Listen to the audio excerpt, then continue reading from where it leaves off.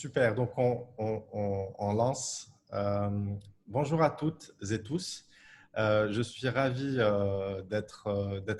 avec vous durant ce webinaire d'une heure. Donc, je suis le fondateur de Learn Axiom, donc c'est Nassim Guita. Et au fait, ce webinaire-là s'inscrit dans une série de webinaires qu'on a appelé Adapt Series et qui au travers de cette série-là, on va essayer d'accompagner et d'échanger avec les sociétés dans leur transformation, notamment post-Covid-19. Donc, je suis ravi de faire ce webinaire en partenariat avec l'ESA. Donc, je suis accompagné de Neila Meknessi et de Amel Kaïd. Bonjour à vous deux. Si vous pouvez juste vous présenter et on commencera à dérouler le webinaire ensemble. Très bien. Amel, vas-y. Alors, je me présente. D'abord, bonjour à toutes et à tous. Je me présente, c'est Kaïd Amel. Je suis responsable de communication au sein de l'ESA. Je vous remercie pour votre participation, de l'intérêt que vous portez à notre webinaire. Nous espérons donc vous apporter toutes les informations nécessaires durant ces minutes de partage avec vous, avec nos deux experts. Madame Neila Meknessi, qui est enseignante et formatrice aussi au sein de l'ESA, et notre partenaire Learn Axiom. Je vous invite aussi à poser des questions car nous allons consacrer les 15 dernières minutes justement pour répondre à toutes questions que vous allez poser.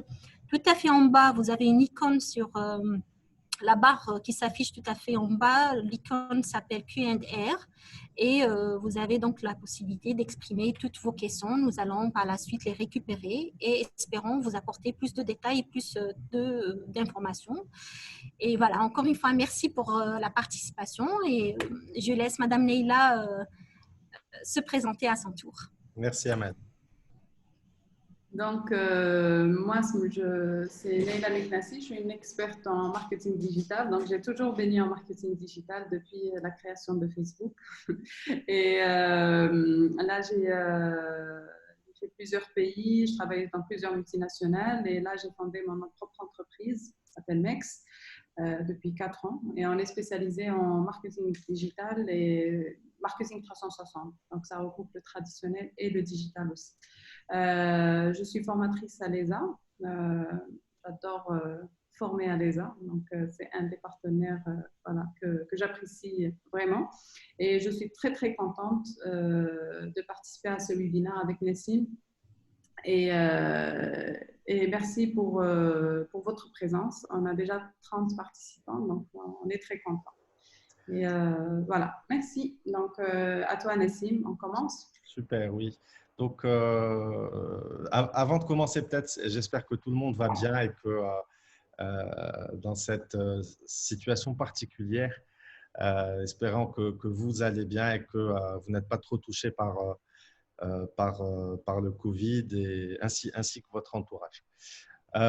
Donc, durant cette petite heure, donc j'aurai le plaisir d'échanger avec vous, donc avec Neila et Amel.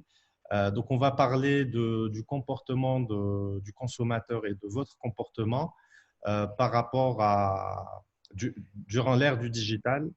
Ensuite, je vais vous présenter la transformation de la formation en entreprise, donc suivant toujours cette tendance-là.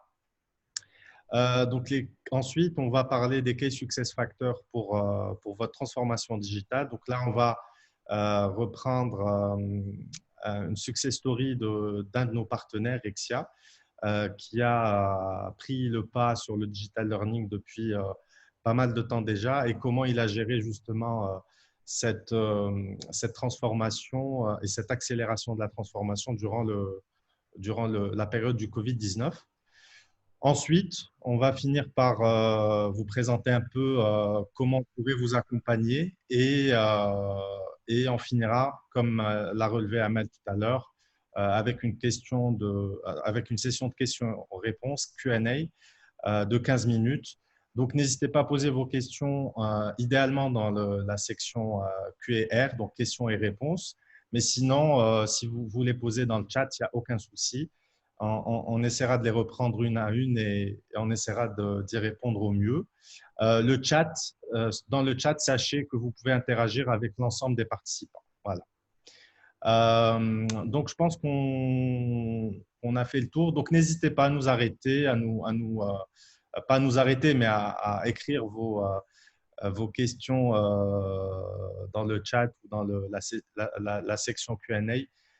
Comme ça, on répondra à la fin. Donc, je te laisse, avant de te laisser, Neila, la parole.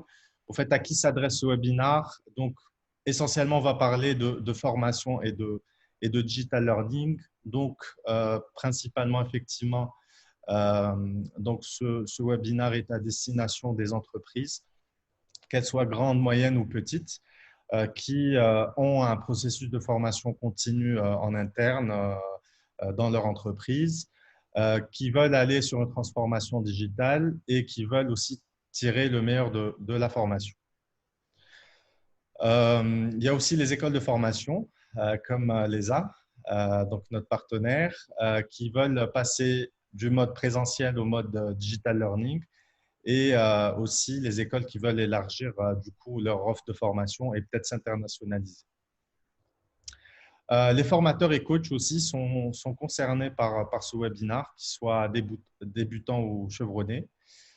Les responsables formation qui gèrent une académie interne dans leur entreprise pour satisfaire leur plan de formation et qui veulent aussi initier une démarche de transformation de la formation.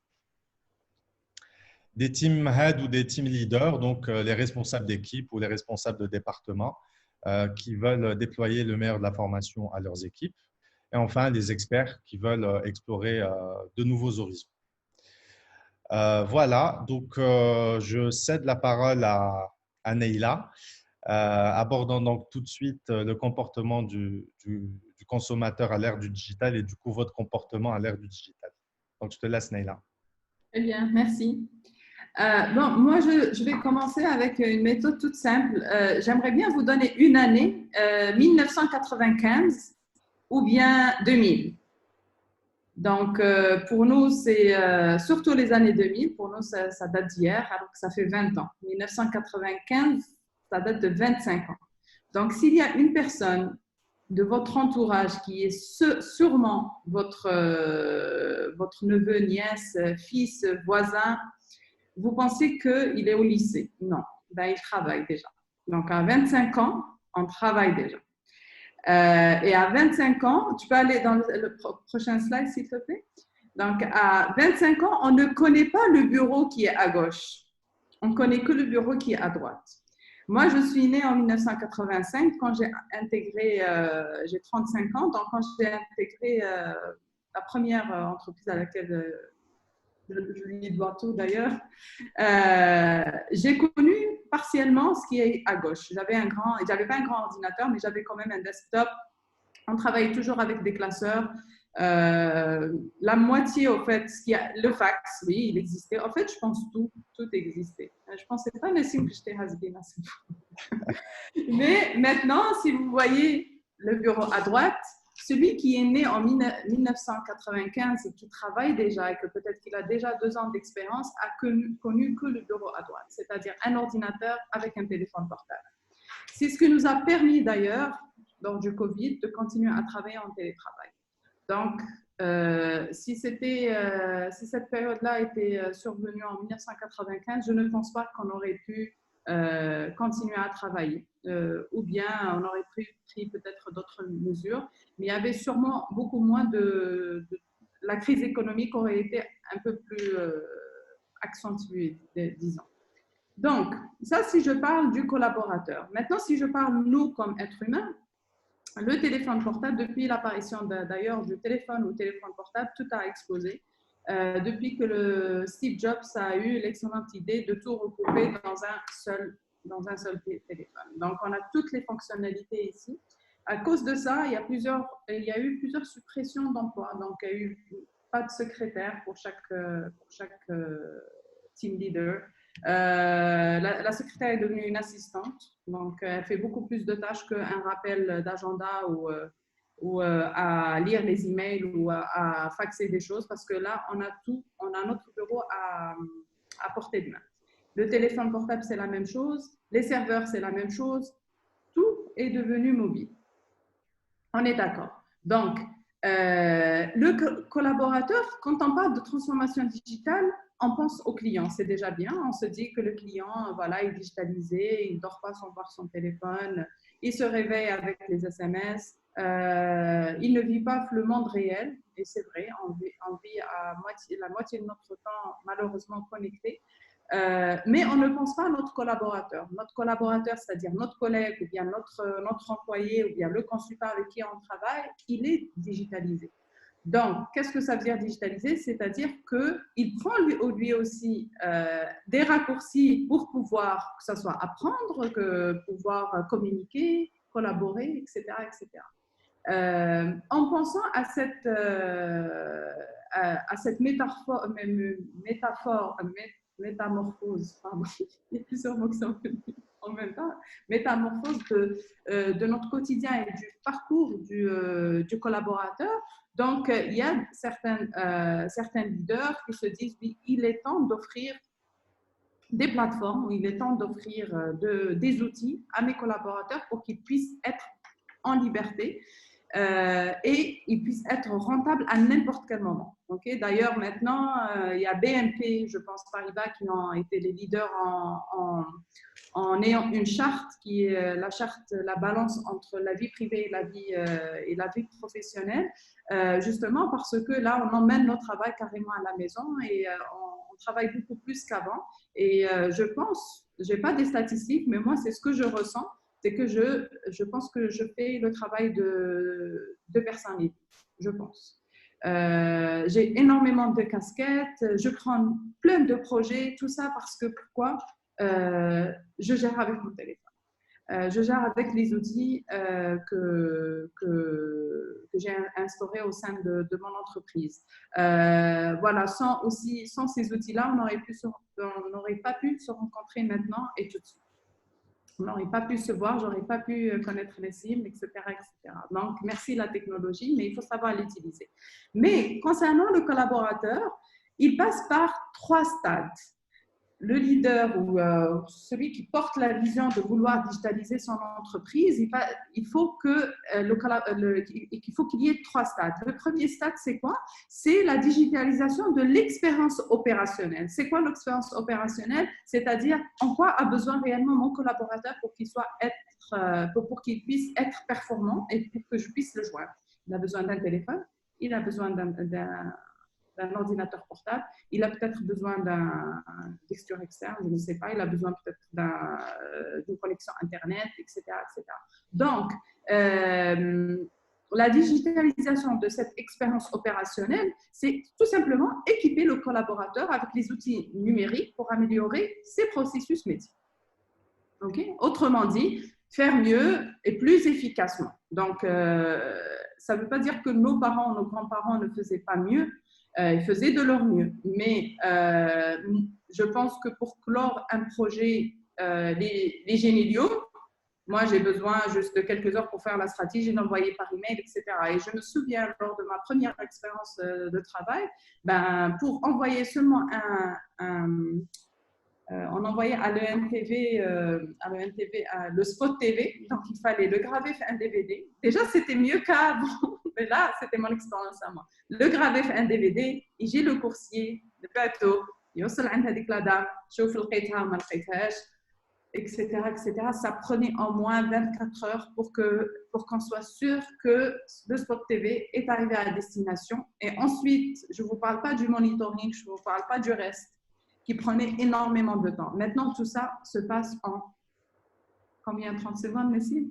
Exact. Sur 8 transferts, voilà, allô, est-ce que tu as reçu? Donc, ça bouge très rapidement. Donc, on a énormément de tâches à faire, mais si on n'a pas les outils numériques qui vont avec, on ne peut pas dire à nos collaborateurs pourquoi tu ne fais pas ça et pourquoi tu fais ceci, parce qu'il n'a pas les outils.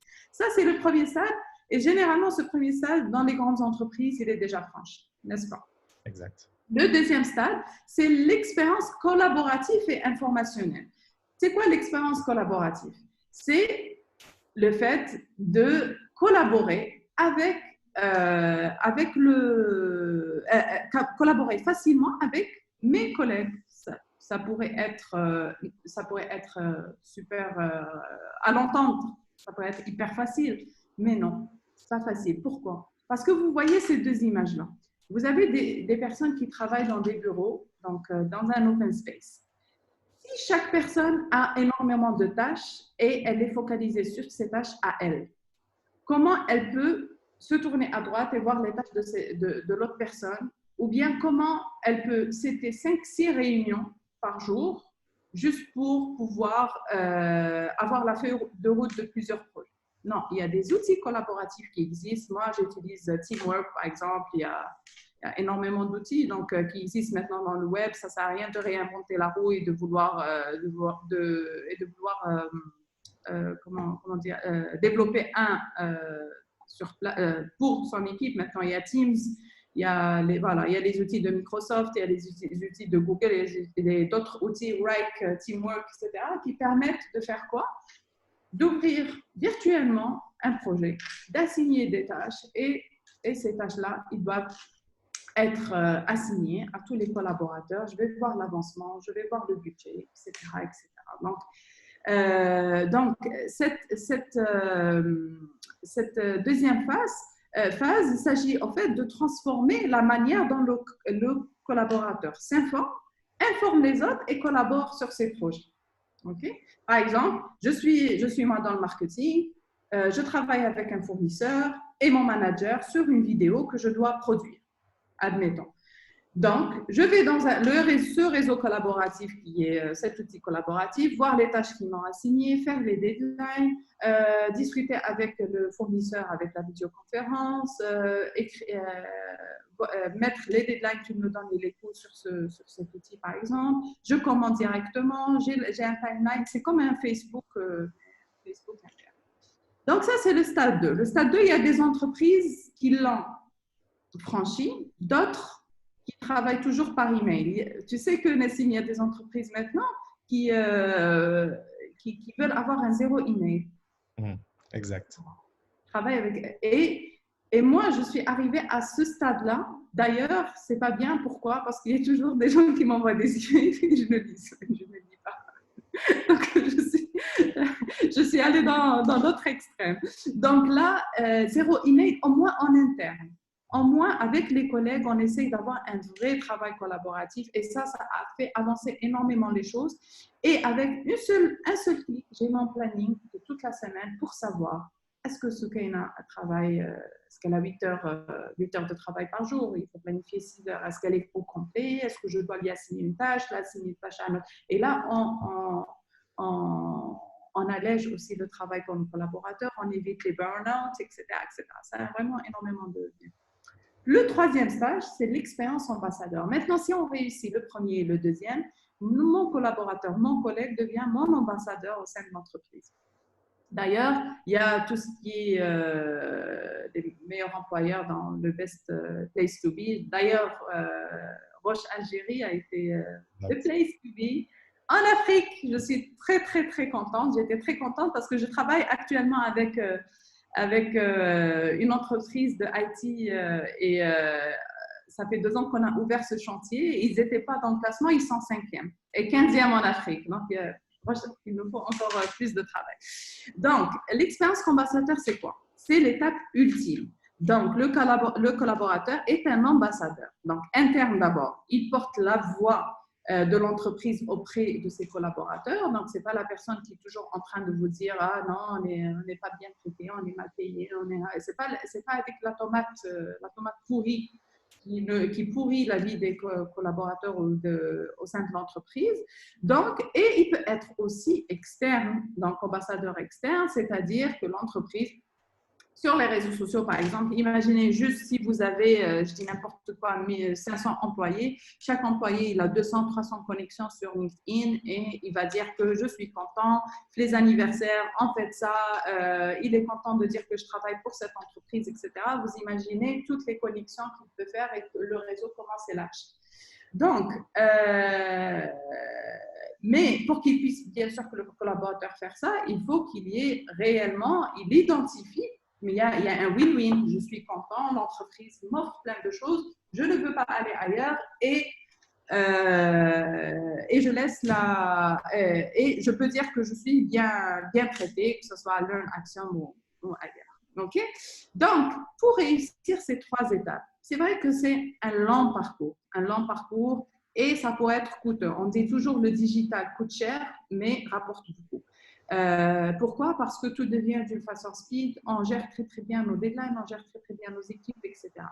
Mais pour pouvoir aller d'un stade à un autre, qu'est-ce qu'il faut faire? Il faut accompagner ces collaborateurs en formation.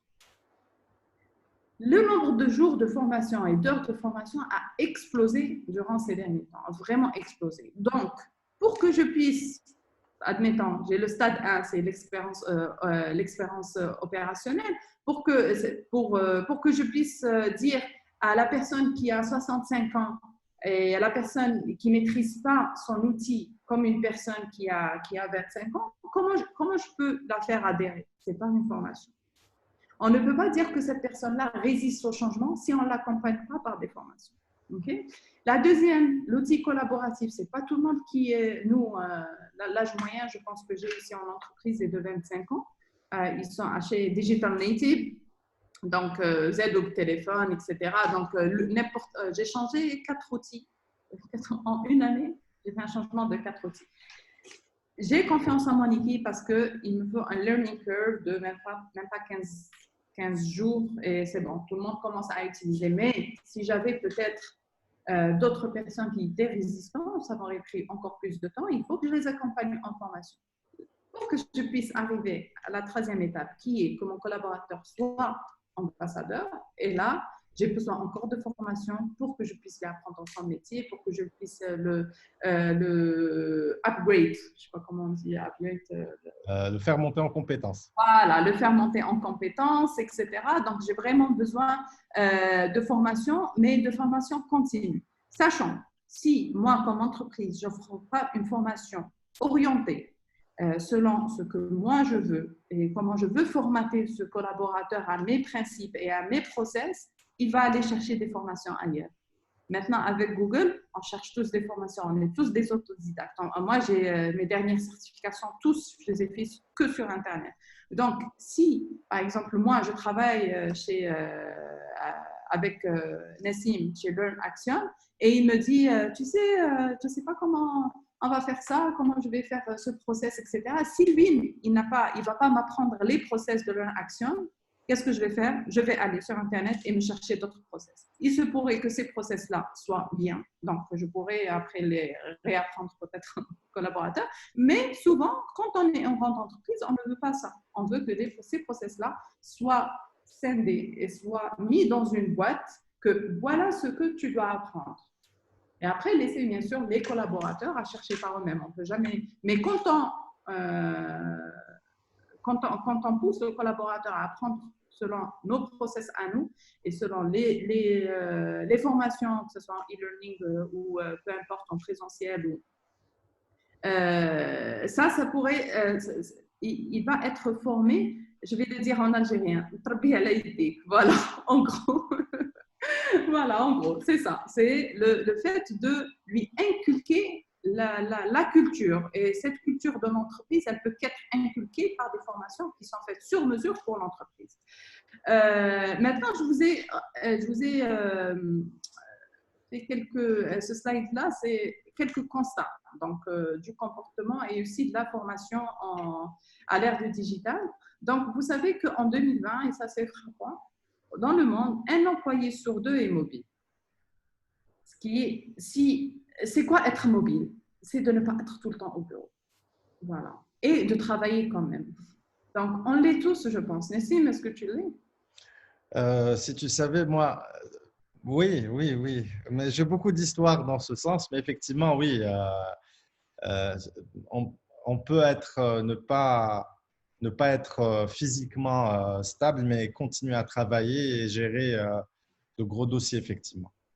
Oui, mais je ne sais pas, est-ce que nos participants, ils ont travaillé, ils ont fait du télétravail lors du Covid, Oui, mais ce n'est pas facile de travailler de la maison, c'est beaucoup plus de pression, on travaille énormément, etc. n'hésitez pas à nous le dire dans le chat, hein.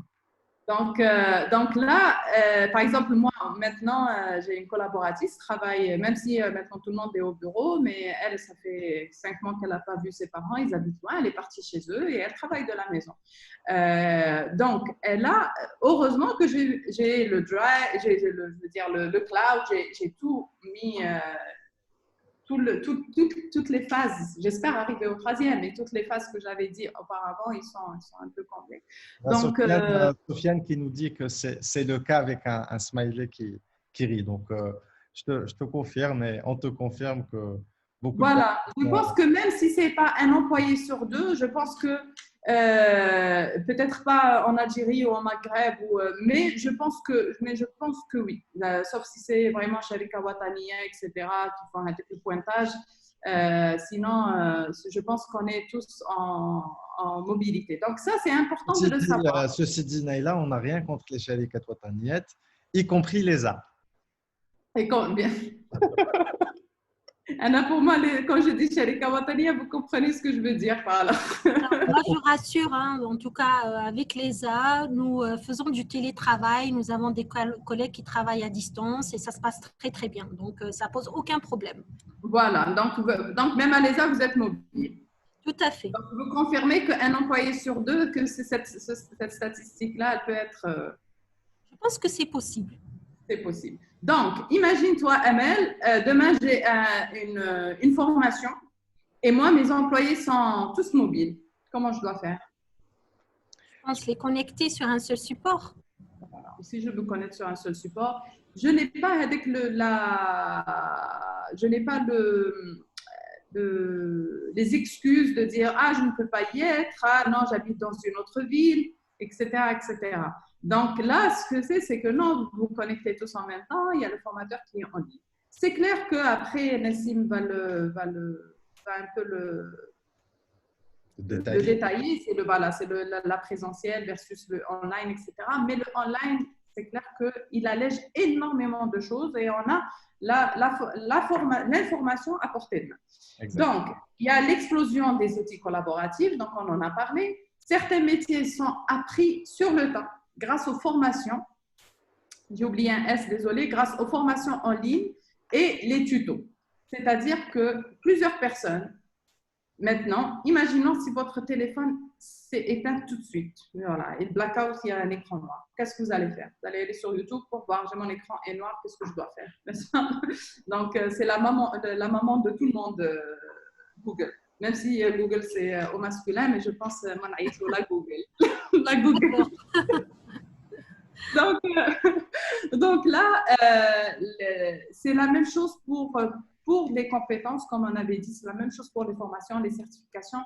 Moi, comme je suis formatrice à l'ESA et je suis aussi enseignante dans plusieurs universités, donc qu'est-ce que je dis aux étudiants?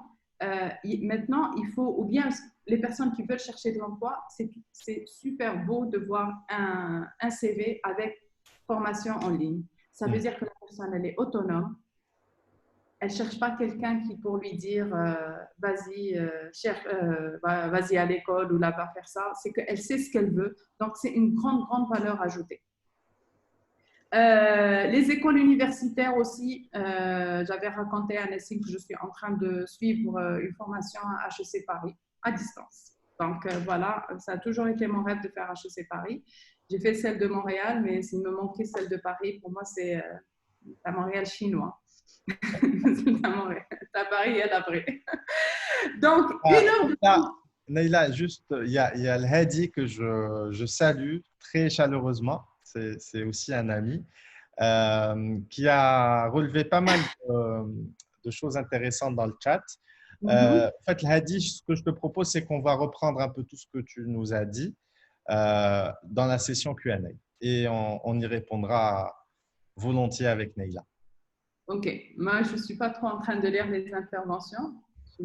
Donc, une heure de formation continue par salarié entraîne une progression de 0,5 à 0,7 points de pourcentage de la croissance de la productivité au travail.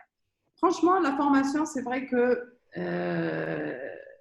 c'est très difficile de faire engager les collaborateurs quand c'est une formation en ligne, mais s'ils voient toujours l'intérêt, dites-vous que ce soit client ou collaborateur, on est dans un monde de win-win. Il faut qu'ils sachent c'est quoi l'intérêt, pourquoi il fait cette formation-là, pour qu'ils puissent y adhérer. Donc, voilà. Si tu peux aller à l'autre slide, s'il te plaît. Donc, l'accès au savoir en tout temps et de n'importe quel endroit. Donc, ça, c'est très important aussi. Grande capacité d'absorption d'informations. On est dans une ère où là, on est Gilles, vraiment où il y a énormément d'informations qu'on absorbe. On absorbe vraiment beaucoup d'informations. Donc, ça, c'est aussi une opportunité pour les entreprises de savoir que ces nouveaux recrues ou ces employés, ils sont là pour apprendre et ils apprendront toujours. Donc, avec le savoir continu, il creuse dans nos mœurs. Demande de flexibilité dans la gestion du temps. J'ai toujours dit, moi je suis une maman et Inch'Allah, si une de mes collaboratrices va tomber enceinte et va être maman, je vais être hyper flexible avec elle parce que je sais ce que c'est tomber enceinte, éduquer un enfant à bas âge, etc. Nessim est en train de rire parce que il a un enfant aussi de 2 ans.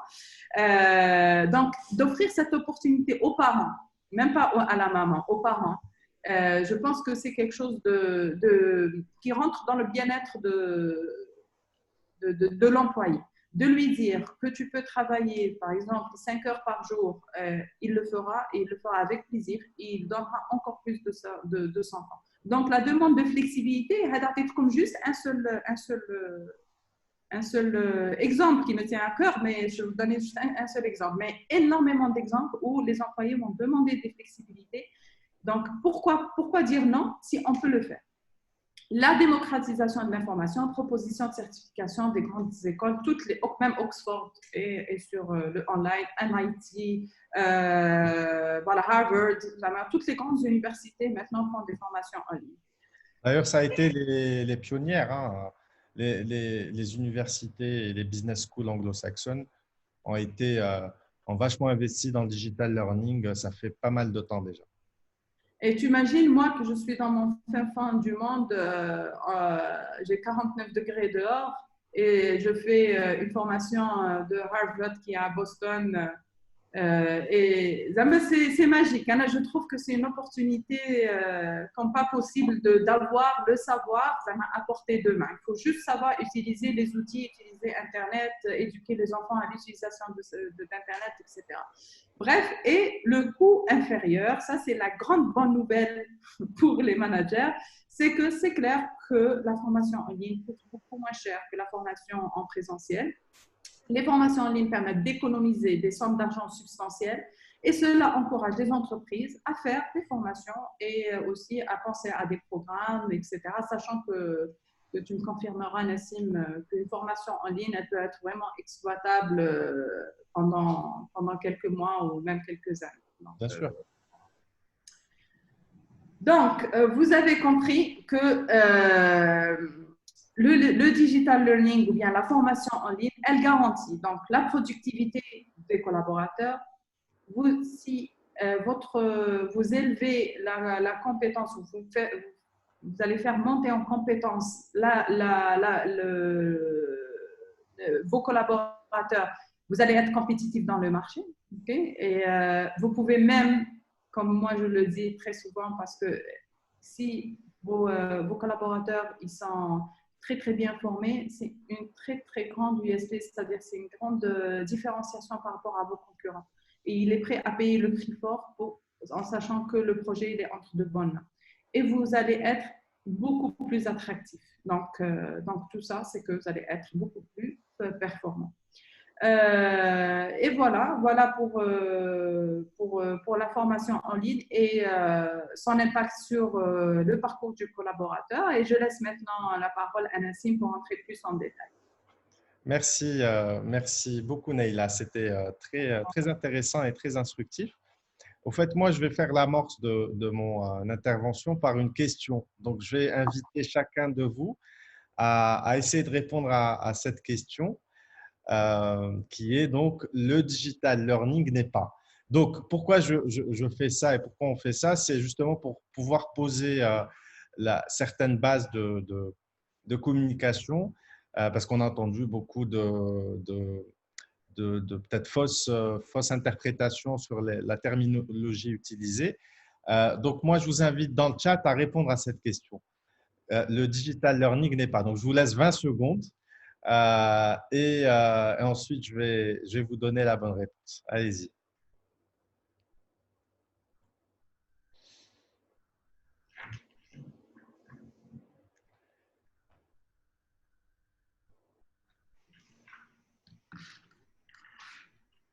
Ce n'est pas une mauvaise idée.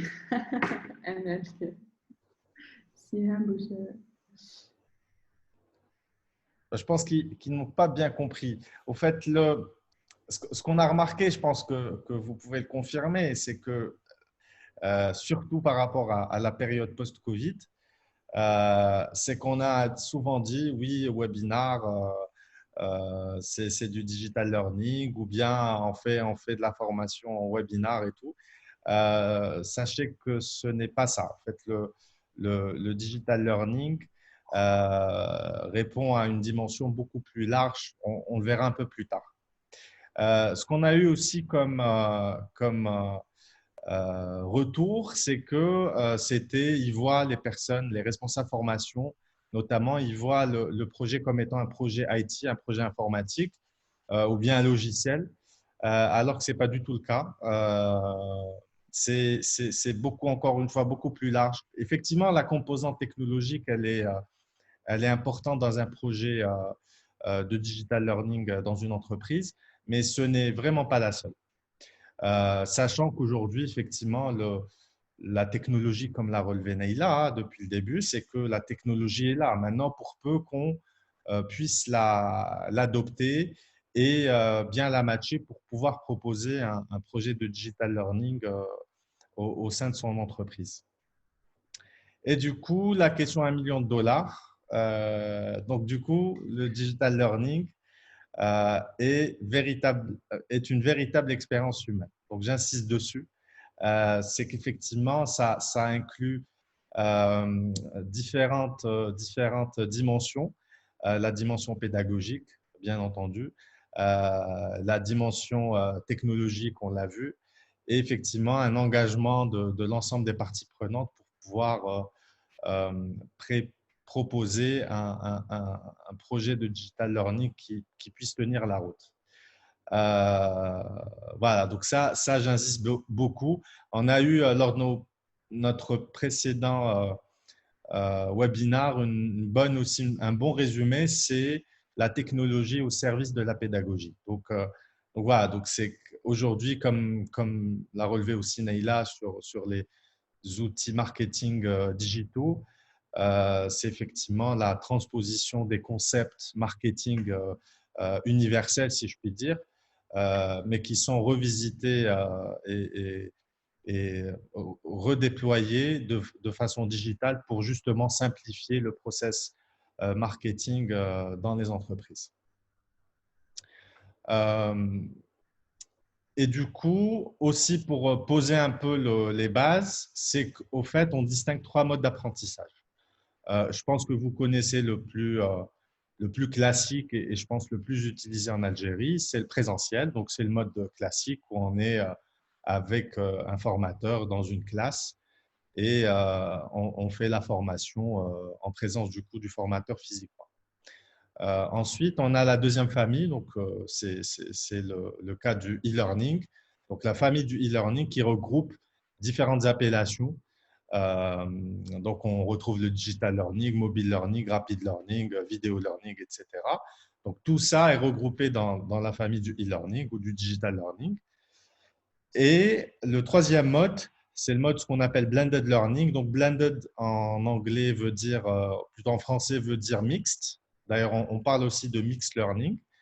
Et donc, ce mode d'apprentissage allie différentes façons de présenter la formation. Donc, on va le voir un peu plus tard sur quelle stratégie adopter justement pour une, une approche de formation gagnante au sein de l'entreprise. J'espère que c'est clair. Donc, n'hésitez pas à nous poser vos questions dans le chat ou dans la section Q&A. Là, on va aborder quelques statistiques. C'est toujours bien de voir un peu les tendances mondiales. Donc là, il s'agit d'une étude de l'ISTF, donc c'est un organisme en France indépendant qui génère chaque année différentes tendances, notamment sur le digital learning. Et on voit bien qu'en 2019, donc là, la dernière version qu'on a aujourd'hui, c'est l'étude qui est parue pour 2019, où on voit effectivement que le blended a pris 10 points. Donc, le blended learning a pris 10 points sur le présentiel. Donc, sachez qu'en 2018, la part était à 29% présentiel et 64% blended. Donc, en 2019, le blended learning a gagné 10 points. Et on verra un peu plus loin que justement la modalité d'apprentissage blended learning est la stratégie gagnante en entreprise. Ici, vous avez la répartition ou bien la quote-part du blended learning dans les stratégies de formation par taille d'entreprise. On voit clairement que le blended, effectivement, c'est le mode d'apprentissage le plus important. On aurait tendance peut-être à croire que dans les petites structures de moins de 100 salariés, le présentiel est supérieur, alors que ce n'est pas le cas. Donc, la tendance se confirme sur l'ensemble des tailles d'entreprise. Mais Sim, est-ce que tu penses que ça va aller en diminuant, je pense, ça va aller d'année en année vers le 90% digital? Sur du blended, oui. Sur le format blended, là, on le verra un peu plus tard dans la slide qui parle du long terme. Mais effectivement, sur l'attribution des budgets, là, en entreprise, en fait, les grands directeurs de formation ou les DRH de grands groupes internationaux vont allouer beaucoup plus de budget sur le format e-learning pur ou bien sur le format distanciel, donc blended learning. Et une réduction drastique des budgets sur les formats présentiels. Et cette slide-là, c'est pour vous montrer l'origine des contenus digitaux en entreprise. Donc, on distingue deux origines. Donc, en interne, donc c'est l'entreprise elle-même qui développe son contenu. Même si la tendance va plutôt sur l'externe, donc via l'achat sur catalogue, donc l'achat de formations qui sont déjà disponibles auprès de fournisseurs de solutions e-learning. Et donc l'externe, où là, effectivement, beaucoup d'entreprises aussi ont recours à du développement sur mesure pour leurs propres besoins. Donc, c'est un peu la répartition un peu de l'ISTF.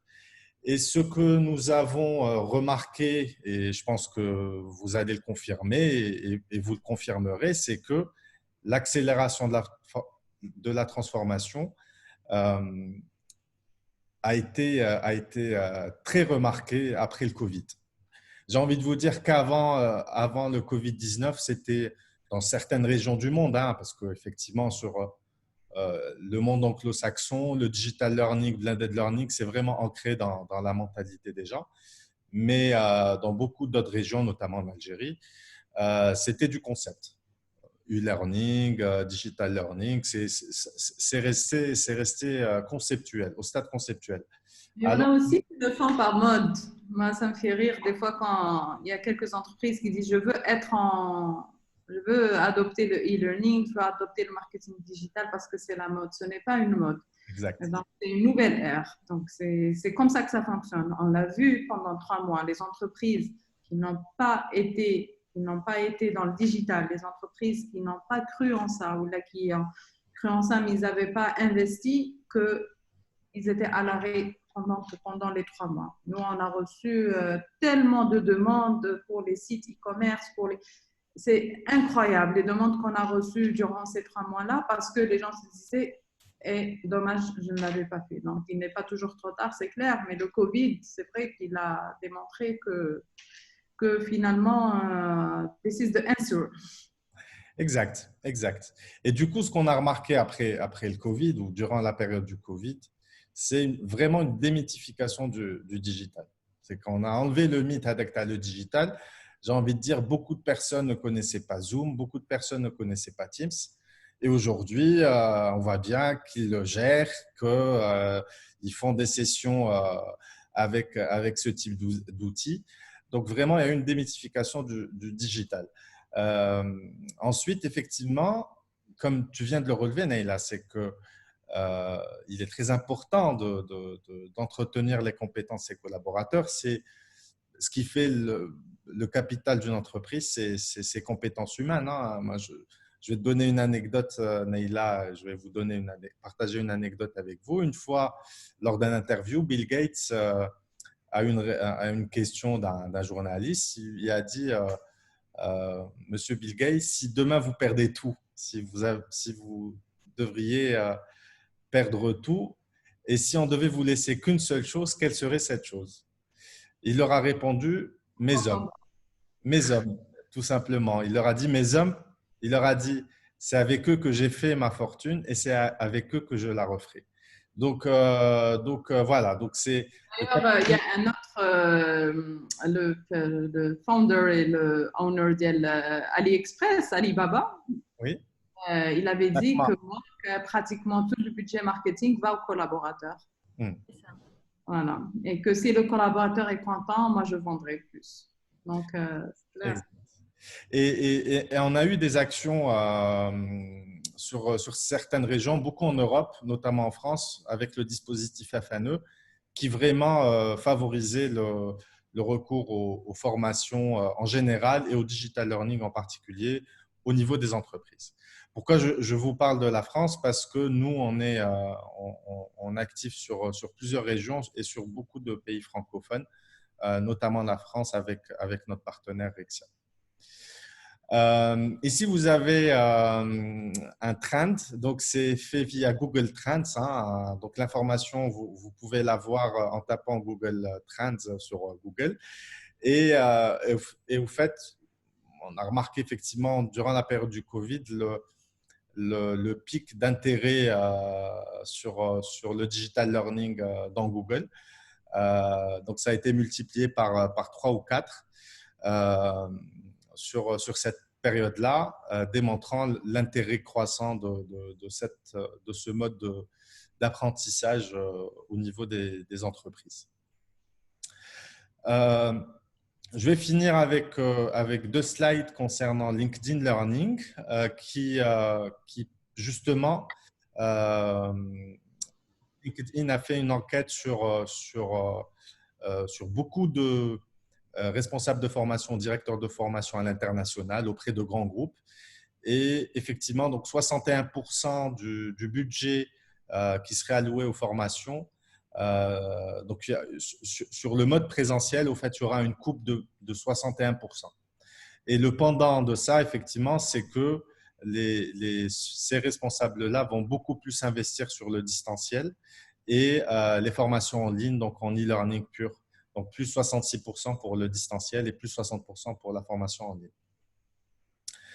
Et pour le long terme, justement, parce qu'au fait, on a eu des questions, notamment sur est-ce qu'après le Covid, les choses vont redevenir normales par rapport à la formation.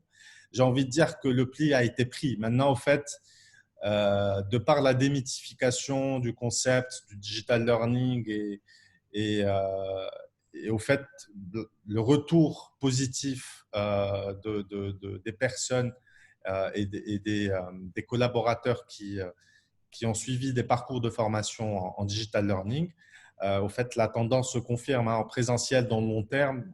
Au fait, il est appelé à vachement diminuer au détriment du distanciel et des formations en ligne.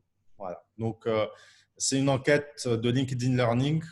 N'hésitez pas à googler l'étude. Vous allez trouver la source dans Google. Et du coup, ce qui nous amène au retour… Le fait de faire des formations à distance me permet d'avoir des talents que je ne… Par exemple, à l'ESA, si vous voulez avoir un formateur de New York ou de Boston qui est à MIT, n'importe quoi, qui ne peut pas se déplacer, ben, c'est une opportunité quand même de l'avoir en ligne et de partager ce moment avec lui. Donc, donc je trouve qu'il y a que du bon. Maintenant, c'est clair qu'il y a certains aspects négatifs du e-learning, mais si on fait la balance entre le bon et le mauvais, je pense que le bon l'emportera. Oui, mais je pense qu'en fait, on a trop opposé les modes d'apprentissage. Jusque-là, c'est que, moi, je le remarque, hein, notamment sur l'Algérie. Oui, non, l'Algérien, il aime bien le physique et tout. Sauf qu'il ne s'agit pas d'opposer les modes d'apprentissage. C'est vraiment de considérer l'apprentissage comme étant une approche globale qui peut intégrer du présentiel, mais aussi intégrer le e-learning.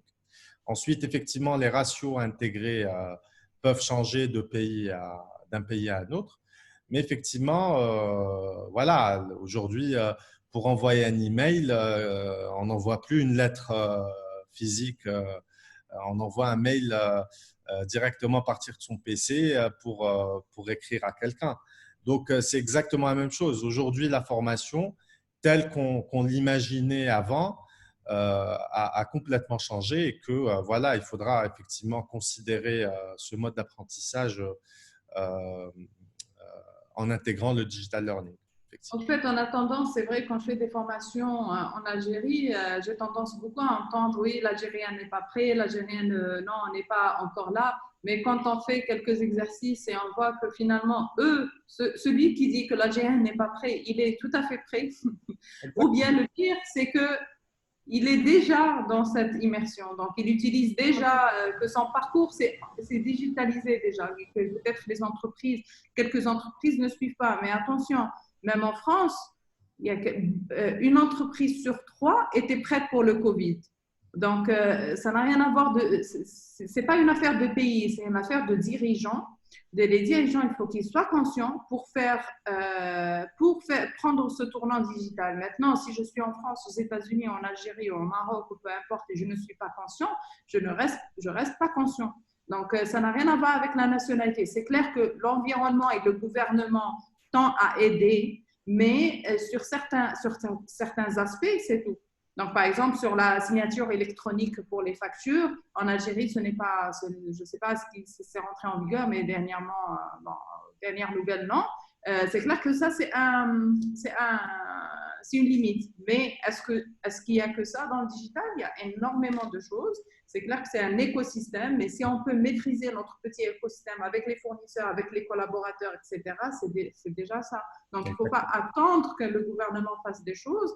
Et ça, c'est dans tous les pays. Regardez seulement le Kenya, à Nairobi. C'est une capitale, mais complètement digitalisée. Moi, j'ai été vraiment choquée de voir et très surprise de voir le niveau.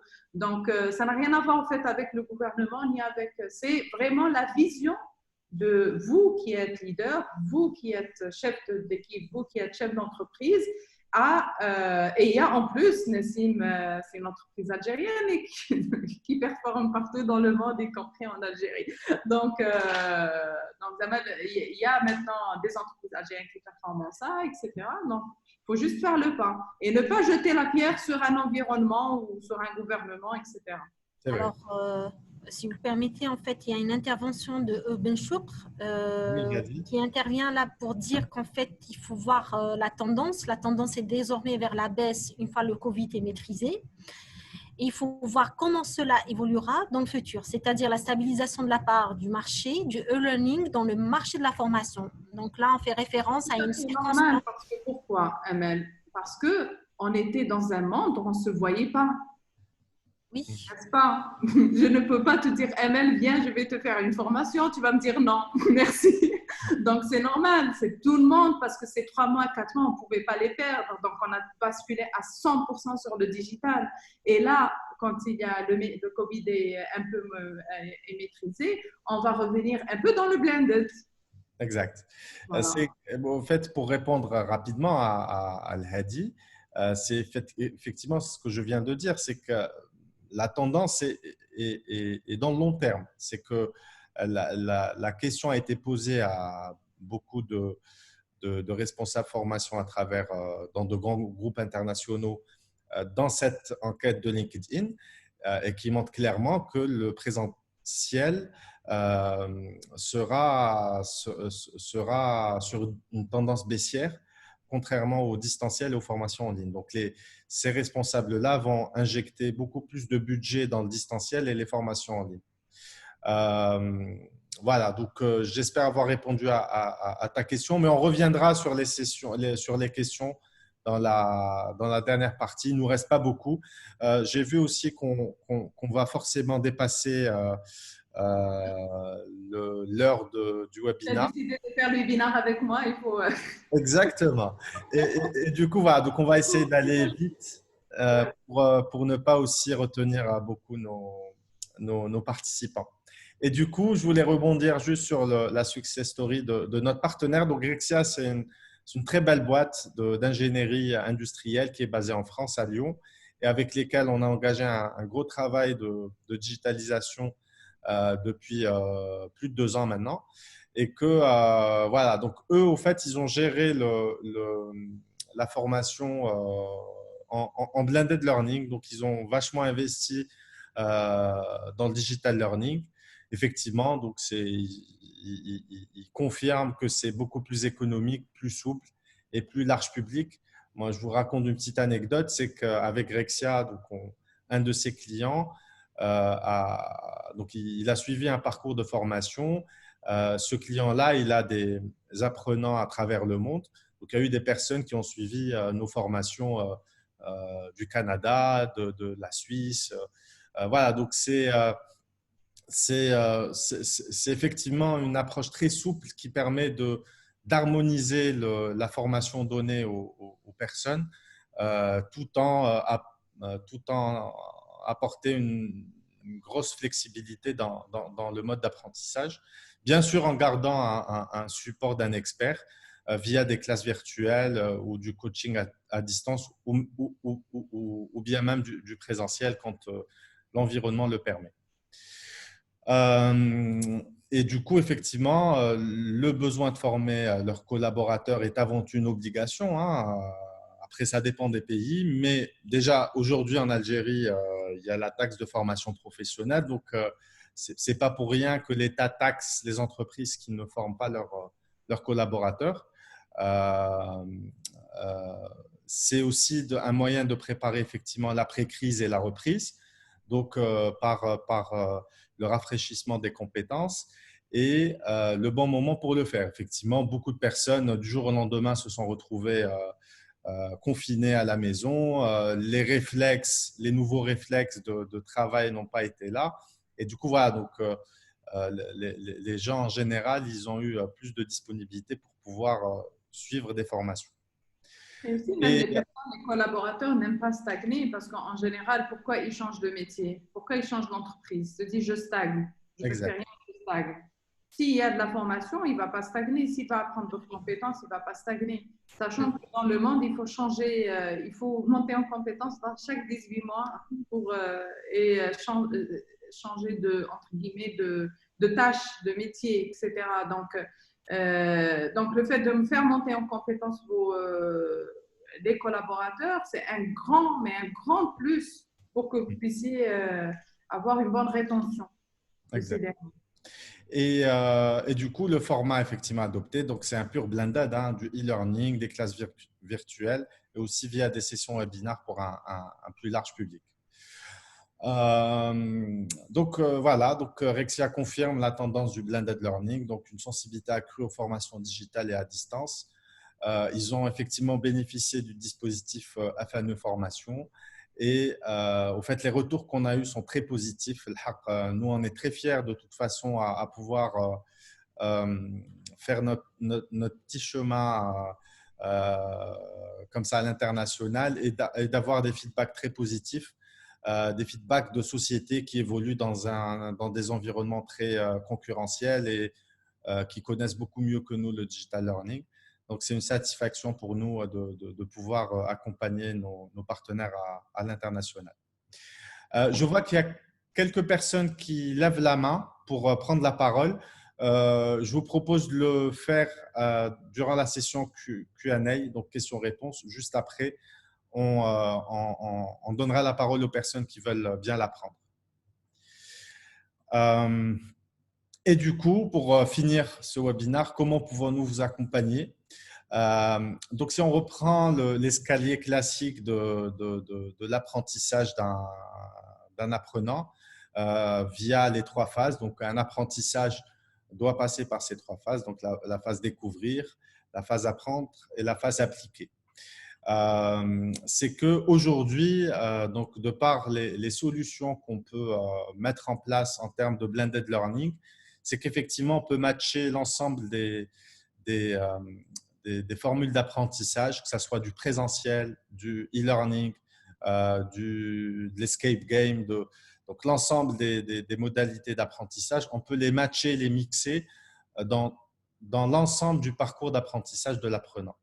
Là, on vous a mis quelques icônes qui représentent un peu les modes, mais voilà, donc on peut très bien les matcher aujourd'hui dans le parcours d'apprentissage de l'apprenant, et c'est ce qu'on appelle justement le blended learning. Et ici, on vous a mis quelques slides ou quelques captures d'outils de formation réels qu'on met, nous, Learn Axiom, à disposition donc avec l'ESA auprès de nos partenaires clients. Donc, je peux vous citer un exemple de quiz, par exemple, ou de certificats, comme vous pouvez le voir en bas à gauche, qui sont générés automatiquement en fonction du parcours d'apprentissage de l'apprenant en ligne. Donc, tout ça est fait en digital learning et les outils existent. Voilà, donc pour vous dire que les outils existent, maintenant pour peu effectivement de bien les matcher et de bien transposer ces outils-là. C'est le même cas pour le marketing digital, hein. Aujourd'hui, il y a une multitude d'outils de marketing digital pour peu de bien les matcher, de bien les utiliser pour pouvoir arriver à l'objectif visé. Et du coup, effectivement, nos pôles d'expertise concernent 5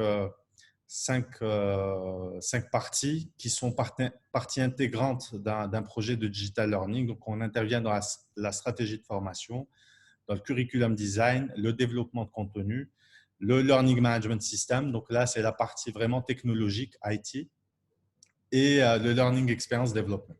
Voilà, donc, ce sont nos 5 pôles d'expertise sur lesquels on accompagne nos partenaires dans leur transformation digitale.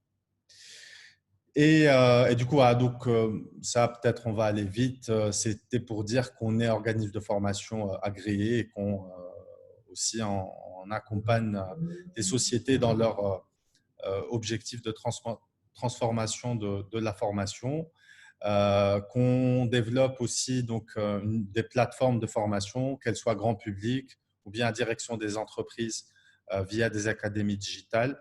Et on s'inscrit comme étant un e-learning solution provider, donc un fournisseur de solutions e-learning pour les entreprises partenaires. Ici, c'était juste pour vous montrer un peu les pays francophones avec lesquels on travaille. Pas encore l'Afrique, sans considérer l'Afrique du Nord, bien entendu, mais je parle de l'Afrique noire francophone. Mais Inch'Allah, on est en train d'avancer pour pouvoir travailler avec ces pays-là. Ici, vous avez quelques références. Bon, il y a beaucoup de pharma parce qu'il y a une sensibilité et qu'on travaille. Moi, initialement, dans le passé, j'ai beaucoup travaillé dans l'industrie de santé. Et j'ai fini. Voilà, j'espère qu'on n'a pas été trop… ça va, il est 5h, 3h07. Donc, ce que je vous propose, c'est de passer directement en session Q&A. Donc, il y a des personnes qui ont levé la main. Je vous propose de vous prendre à la fin des questions qu'on aura, que les gens ont posées par écrit. Donc, Amal, je te laisse la main. Donc, n'hésite pas à nous poser les questions et on essaiera avec Naila d'y répondre au mieux. Parfait. En tout cas, je vous remercie. Alors, ce que j'ai noté, c'est qu'il n'y a pas eu beaucoup de questions. Donc, je suppose que les participants ont tout compris. Je l'espère. Il y a eu quelques… alors, j'ai noté 3 questions. La première qui est pertinente, elles sont toutes pertinentes, mais celle-ci qui revient. Y a-t-il des textes qui réglementent le digital learning? En Algérie, je suppose. Oui. Écoutez, initialement, la formation à distance a toujours existé, hein, que ce soit dans le lycée et tout. Donc, oui. Ensuite, sur l'application sur le terrain, je pense qu'il y a un cap à franchir de façon à intégrer et faire reconnaître le digital learning comme étant un mode d'apprentissage à part entière, effectivement. Mais le mode Neila, je ne sais pas si tu te souviens, ou Amal, les cours du soir existaient, les gens faisaient, les formateurs envoyaient des bouquins à distance, ils devaient passer un examen à distance. Donc, ce mode-là existe. Après, effectivement… Le bac mode libre. Voilà, en mode libre à considérer effectivement. Et on espère bien sûr sincèrement que la réglementation évolue dans ce sens-là, sachant que c'est la tendance mondiale. Hein. Non, on ne se veut pas d'être à part, on se veut au contraire d'être dans la lignée de ce qui se fait ailleurs. Et puis voilà. D'accord. Alors, en début de la séance, Neila avait parlé de mobilité. Donc, il y a eu pas mal de réactions, dont une question qui dit, en parlant de mobilité justement, il y a plus de distractions à la maison. Est-ce que ça affecte le rendement? Donc, pour cette question, il faut être concentré, il faut être organisé. Moi-même, j'ai un enfant à bas âge, j'avais eu mon mari, on a juste quitté la journée. Maintenant, il faut avoir aussi, c'est pour ça que je reviens au top management et je reviens à ça, je reviens aux décisionnaires, aux leaders pour qu'ils soient indulgents. Donc, j'ai une tâche. Il faut que je la fasse durant la journée ou dans les 2 jours. Il faut que j'ai une réunion, que mon enfant vienne me déranger. C'est pas si grave que ça. Essayer de faire, je ne sais pas, est-ce que la personne qui a posé la question, elle a fait du télétravail ou pas? Essayez juste de demander autour de vous. Est-ce que vous êtes plus productif à la maison ou au bureau? Ou là, vous étiez plus productif ils vont vous dire à la maison, on a été plus productif, même si un enfant est sur notre tête et on est en train de travailler. C'est bizarre. Là, je confirme, hein, nous, on a eu aussi beaucoup de retours dans ce sens-là. Beaucoup de gens nous disent finalement, à la maison, j'ai été beaucoup plus productif. Il faut considérer qu'Alger ou bien les autres wilayas aussi, hein, les gens perdent beaucoup de temps dans les trajets alors qu'on travaille à la maison. Donc, on économise tous ces temps-là de perdu. À la maison, je ne vais pas rentrer dans la psychologie, mais moi, j'ai suivi beaucoup de webinaires de psychologues de comment gérer son temps à la maison. Donc, il faut que les enfants comprennent que voilà, c'est un espace de travail pour maman et papa. etc. Il y a énormément de techniques. On n'est pas préparé à ça, directement. Donc, c'est normal qu'on a été. Mais il faut une séance de e-learning pour savoir. D'ailleurs, il y a plein de plateformes qui ont offert des formations et des webinaires pour dire comment gérer à la maison. Mais maintenant, si on a certains outils et on est conscient de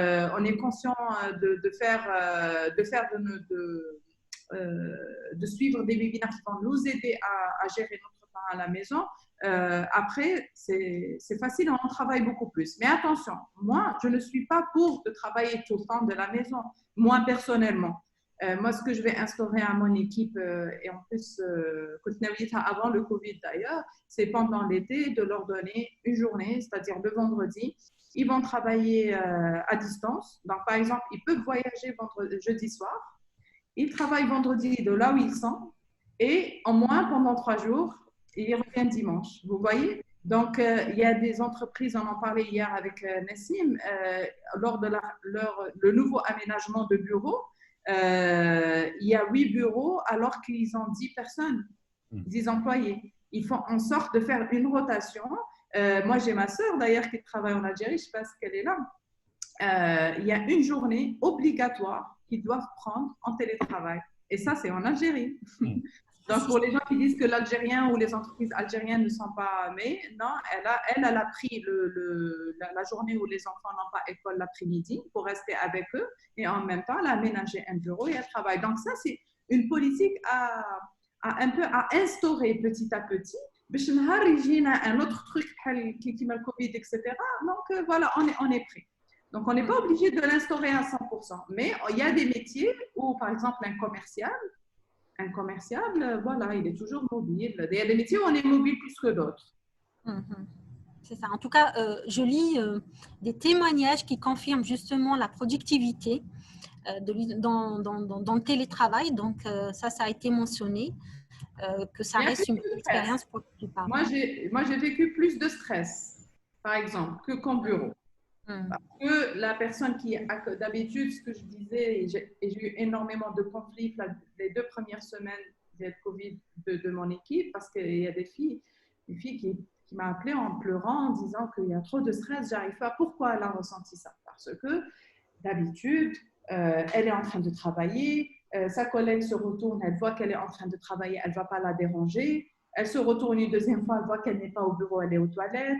Là, mais quand on est à la maison, on n'a pas de la sensibilité. On se dit, allô, mais pourquoi tu ne m'as pas envoyé l'email? Oui, mais pourquoi tu n'as pas fait ça? Donc, on n'a pas de la sensibilité. On croit que la personne ne fout rien à la maison, alors que non.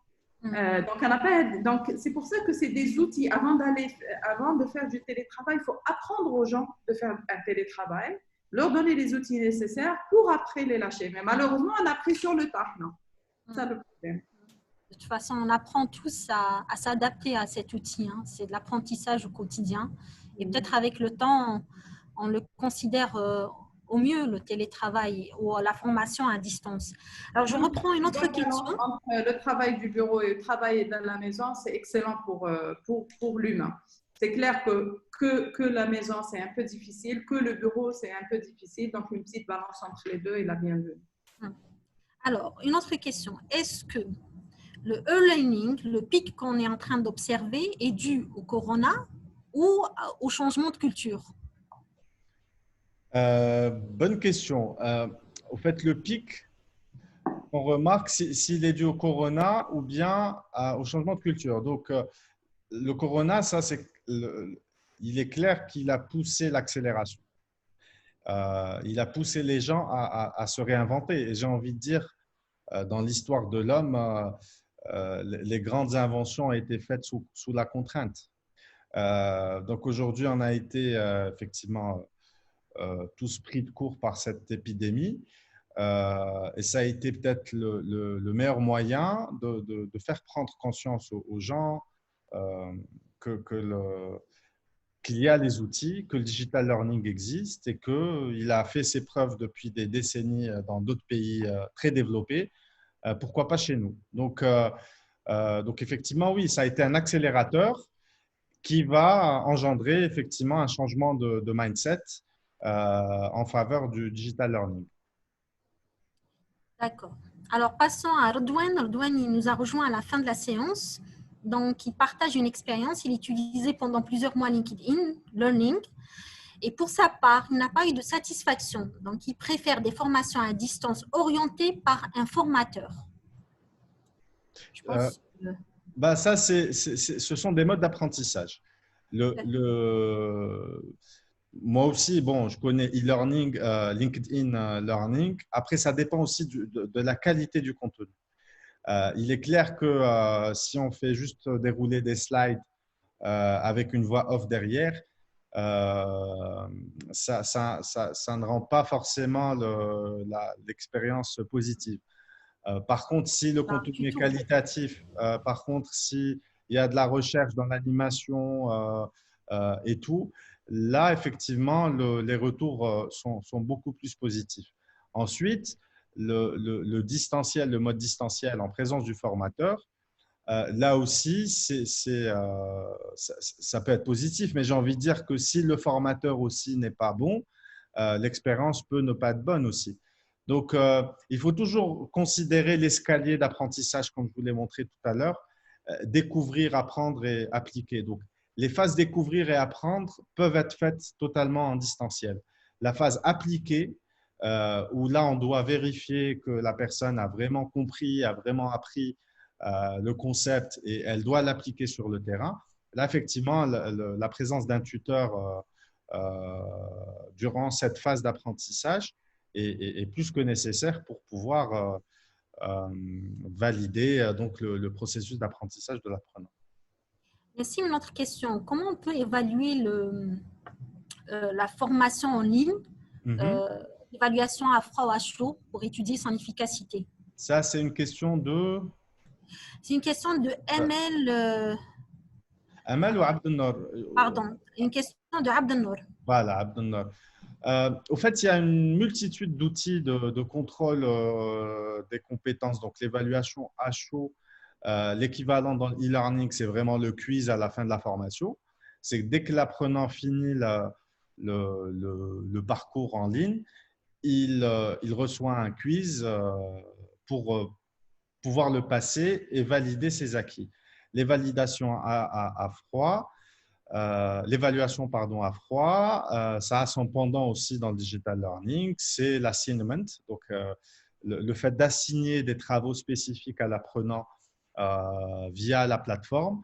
L'apprenant doit travailler, doit présenter ça toujours dans la plateforme au formateur pour que ce dernier-là puisse lui valider ces acquis-là. Voilà, donc les outils existent. Et maintenant, effectivement, il ne reste juste qu'à les mettre en pratique, les expérimenter pour pouvoir les déployer concrètement dans son processus de formation en interne dans l'entreprise. Amel, je te conseille de voir de haut en bas et pas de bas en haut parce que j'ai vu qu'il y avait beaucoup de personnes qui viennent de poser pas mal de questions. Comme ça nous permettrait de… Je pense avoir le tour. Je pense avoir Attends, fait il y le avait tour. le Hadi qui avait posé la question. Est-ce que tu te rappelles la question? Parce que justement, tout à l'heure, je cherchais son message, je n'arrivais Ouais. pas à tout trouver. Vous êtes dans le Q&A alors que le chat est beaucoup plus, je pense, animé. Ouais.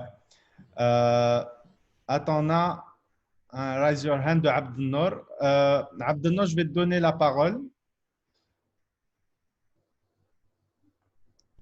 Voilà. Abdelnour, est-ce que tu nous écoutes? Et est-ce que tu peux activer ton micro?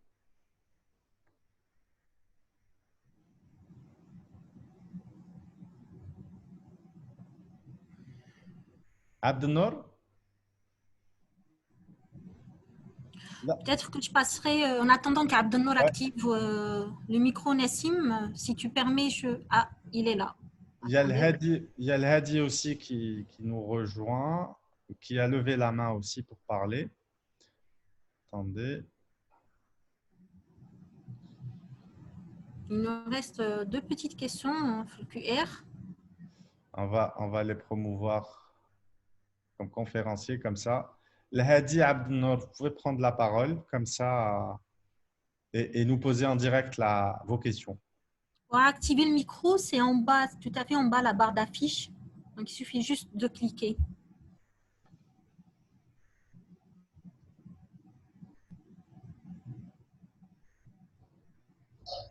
Est-ce que vous m'entendez? Oui. Oui. Oui, bonjour. Alors, bonjour tout le monde. Salut Hadi, comment vas-tu? Ça va très bien, je te remercie. Donc, dans un premier temps, j'aimerais vous remercier, vous tous ensemble, donc conférenciers et modérateurs, et sans oublier, bien sûr, nos amis participants qui ont été justement au rendez-vous par rapport à un sujet qui est justement d'actualité, qui est en ce moment à la mode, mais effectivement, je rejoins ce que disait la charmante Amel. Non, c'est plutôt Neila. Voilà, ce que disait Neila. Les deux sont charmantes, Hadi, les deux. Voilà, exact, exact. Non, mais c'est comme c'était elle qui prenait la parole, donc c'était pour être aligné avec elle. Donc aujourd'hui, bon, vous parlez aussi de digital, bien sûr, on sait tous que le digital est un bien grand mot, hein, et puis derrière, il y a le e-learning dans le digital, il y a l'e-payment, il y a beaucoup de choses, il y a pas mal de microclimats aussi qu'il faut mettre en place pour chaque spécialité et tout. Bon, je ne vais pas faire un débat dessus. Moi, aujourd'hui, la partie qui m'a intéressé le plus, qui m'a interpellé, c'est la partie qui traite le télétravail. Et aujourd'hui, par rapport à cette partie-là, quand on voit, par exemple, Neila avait montré des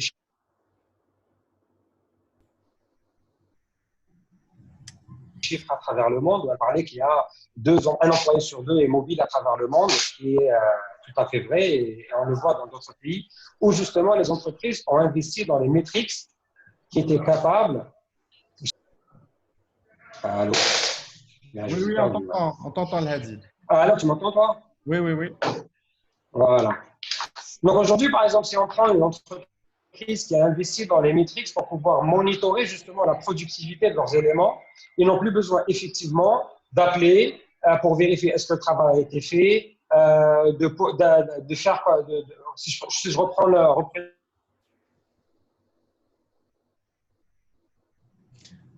Hadi, ta connexion, elle est un peu instable.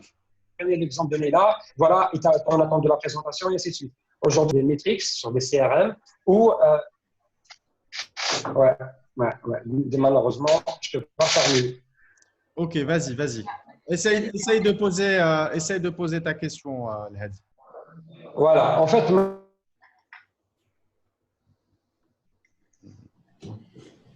ma question, c'est qu'aujourd'hui, il y a des entreprises dans le digital qui accompagnent les entreprises à mettre en place des outils de monitoring. Je ne sais pas si tu m'as écouté là. Oui, la question c'est est-ce que aujourd'hui il y a des solutions de monitoring Voilà. pour pouvoir vous les proposer? Ben, Naïla? Monitorer la productivité. En fait, déjà les outils dont je vous ai parlé, moi j'utilise Teamwork pour vous voir, ça monitore bien sûr la productivité, ça vous donne les tâches qui sont en retard, les jalons, en fait c'est un outil vraiment super. Maintenant, tous les outils auxquels vous pensez existent, tous. Moi j'ai des oui, mais est-ce que ça existe en Algérie?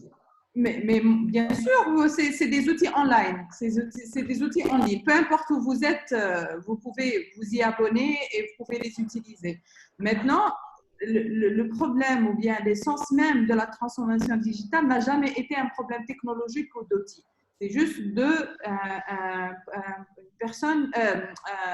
problème managérial. Donc, si les décideurs ou bien les entrepreneurs ou peu importe décident de faire le pas, tous les outils qui peuvent vous aider à sauter le pas existent. Il faut juste maintenant se poser les bonnes questions, savoir qu'est-ce qu'il vous faut pour bien mener à bien cette transformation, etc. Donc, il y a une personne qui avait écrit, Walid Shaib, au niveau du port de Skikda, et ça m'a interpellé, au niveau du port de Skikda, on fait un pointage facial à l'entrée et à la sortie et ça a vraiment baissé la motivation et le rendement des travailleurs. Pourquoi? Parce que maintenant, avec la transformation digitale, tous les métiers exécutants, entre guillemets, viennent malheureusement à carrément s'estomper, entre guillemets. l'être humain a regagné sa place, la place du penseur. Il faut qu'il fasse appel à son cerveau, il faut qu'il collabore, il faut qu'il danse dans son habit, etc. Maintenant, ça va avec l'autonomie. Si ça va avec l'autonomie, ça va avec travailler n'importe où est-ce qu'on veut. Et ça va vers un modèle de rendement et de productivité que de présentiel. Je dis bien présentiel. Des fois, on a des personnes qui sont présentes.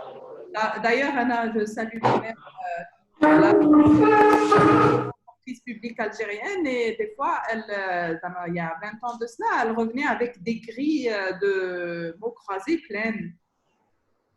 Donc ça, je ne pense pas qu'on a le temps, nous, de le faire maintenant en 2020 parce qu'on nous demande de la performance et pas d'être présent. Donc, c'est normal que ça démotive des personnes qui sont là, qui sont autonomes et qui veulent être… Mais il y a toujours des outils, bien sûr, pour monitorer tout ça. Et malheureusement, les outils aussi coûtent cher. Les outils coûtent cher, mais le rendement y est plus. Comme je l'avais dit, la digitalisation, le digital coûte cher, mais rapporte beaucoup. Cette transformation, elle peut durer jusqu'à 5 ans.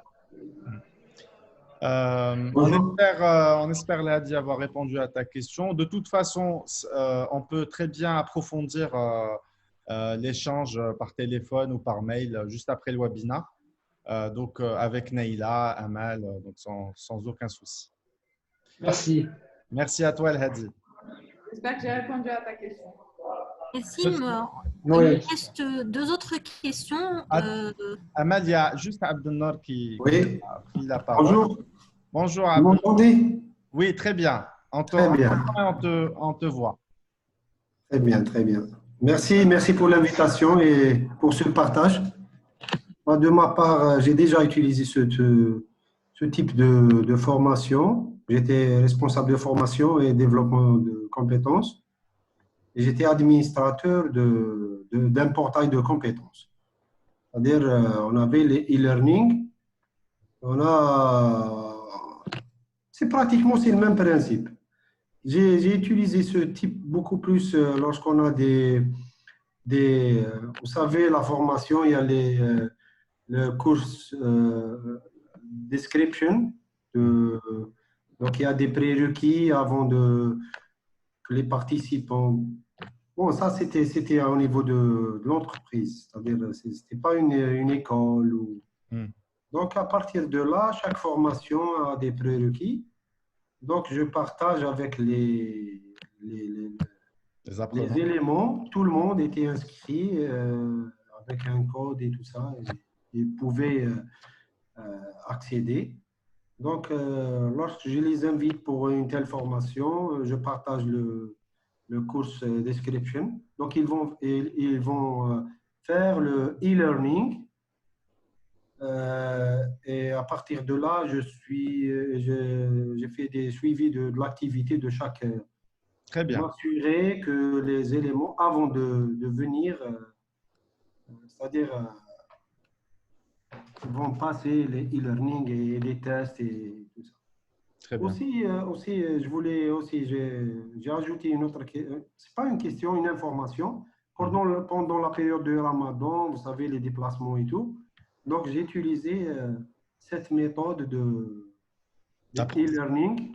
Donc, ça a très bien passé. C'est en français et en anglais. Ouais.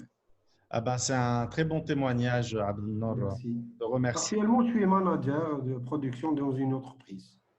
Super. J'espère qu'on aura l'occasion d'échanger plus longuement et Inch'Allah. de parler un peu de tous les… Actuellement, je suis en congé à la maison. Merci. On te remercie, Abdelnour, Merci à vous. Pour ce témoignage. Et donc, we keep in touch. On reste en contact pour pouvoir échanger plus longuement. Inch'Allah.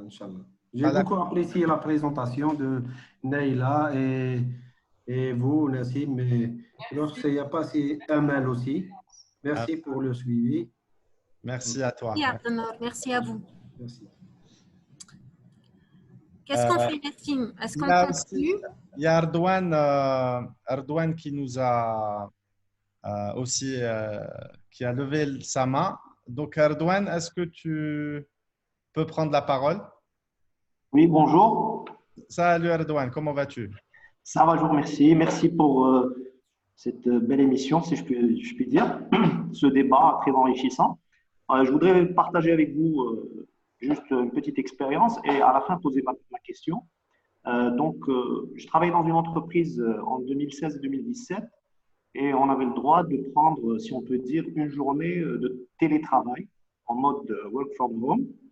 Et je me souviens à l'époque que c'était très très bien accepté, sachant que le contrôle à distance, on va dire, de la présence de l'employé devant sa machine, en l'occurrence le laptop, c'était l'outil Skype.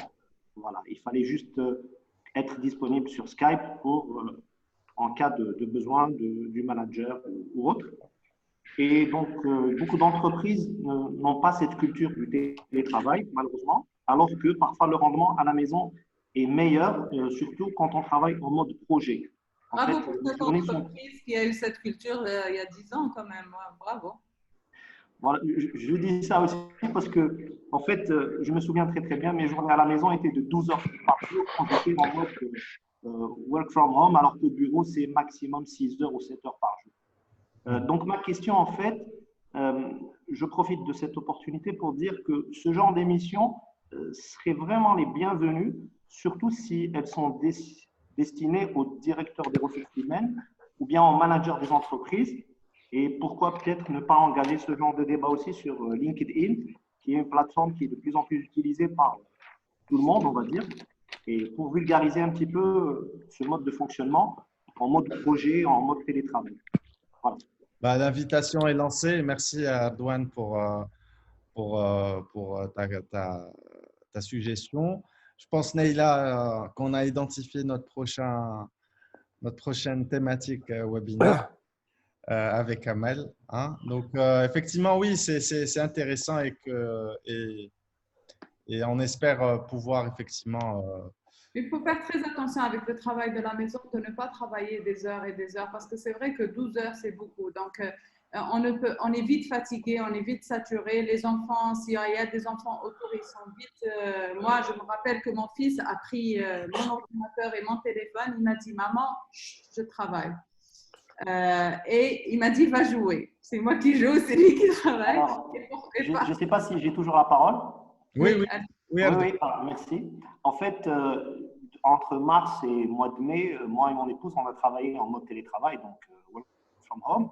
Et je me souviens que mes enfants prenaient le téléphone de leur maman à 17h et ils lui interdisaient de parler au téléphone après 17h. Parce qu'en fait, les collègues appelaient toujours après 17h. Il n'y avait pas cette contrainte qu'on a de ne plus devoir répondre au téléphone après 17h. Tout à fait. C'est pour ça qu'il faut instaurer des limites. C'est pour ça que j'ai dit, malheureusement, la période jette de face. On n'avait pas prévu, mais c'est toute une préparation de comment faire du télétravail. Et moi, je n'ai pas hésité à consulter carrément un psy pour qu'il puisse m'expliquer comment c'est perçu par mon enfant. Donc, il faut… mais je l'ai pris de mon propre gré. Donc, une entreprise devrait dorénavant faire ce qu'on appelle une feuille de route ou bien des actions pour la gestion de crise. Voilà, si au cas où il y a un télétravail, voilà se comporter, voilà comment interagir avec. Parce qu'on ne peut pas mettre des enfants dans un sac et leur dire ne pas bouger. Donc, et aussi pour nous, de sensibiliser les collègues de ne plus vous appeler à partir de 18h, etc. Donc ça, c'est une autre thématique, c'est sûr. Mais pourquoi pas aussi avoir des capsules e-learning pour pouvoir voilà, inculquer ou donner des directives pour les personnes qui travaillent de la maison.